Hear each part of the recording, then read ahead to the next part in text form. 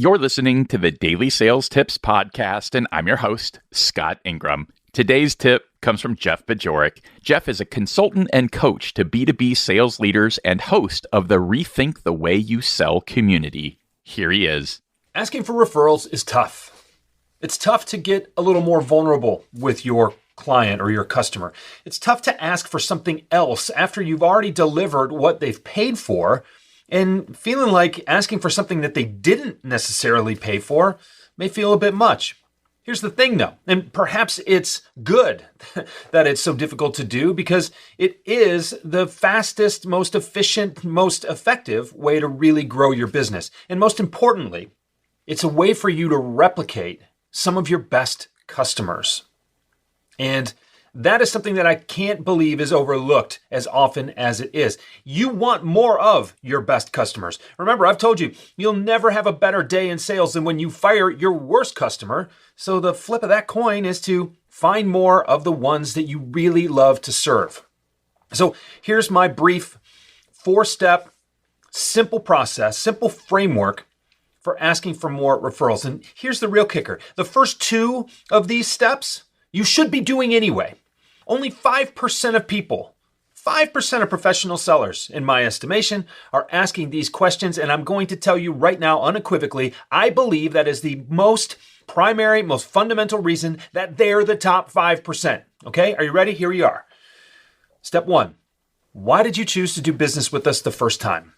That's what you should be asking your customers after you're done servicing them or after you've had a significant enough relationship with them to believe that they are among your very best customers. Why did you choose to do business with us? Why did you choose us? And here's a little caveat, because question 1A is, can you go into more detail? See, most often, your customers don't want to get really vulnerable with you because it's a little bit uncomfortable. So you have to create the space for them to be willing to get vulnerable with you. Okay, so peel back a layer of that onion and say, I appreciate what you're saying here.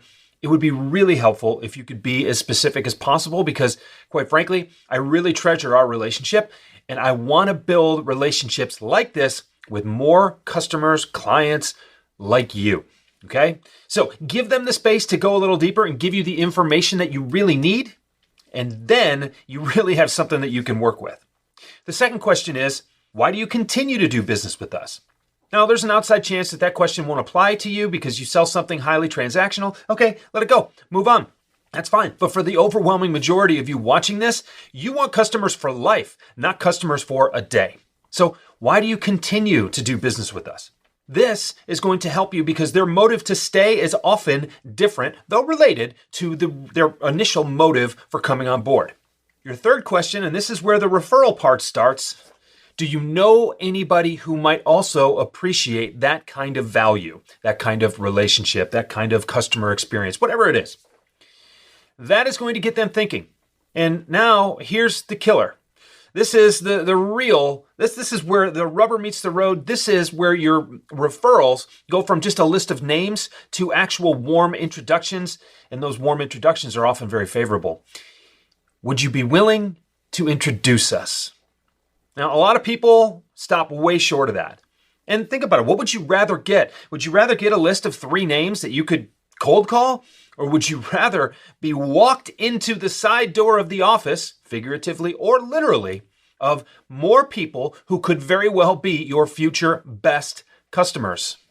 Think about that. All it is one extra question. And when you consider where you've earned the right to be, when you consider that you're having a very deep, very vulnerable, very unnecessary conversation for creating the kinds of relationships that you want to have, it's a very simple, straightforward bridge right into who else should join us in that kind of relationship. Who else should I be talking to? Who else would really appreciate that? You're using that momentum, which is well earned, just not often asked for, to help create some momentum for yourself. This is something you can do. This is a simple framework. You can take these words, you can spin them, you can make them your own, and you should. But the framework itself is very simple. Don't overlook it just because you don't want to get vulnerable with your best customers. If you can't get vulnerable with them, who can you ask? Use this. Use this to make 2022 your best year ever, and I suppose you can thank me later. For links to connect with Jeff and his Rethink the Way You Sell community, just click over to DailySales.Tips/1088. Once you've done that, be sure to come back tomorrow for another great sales tip. Thanks for listening.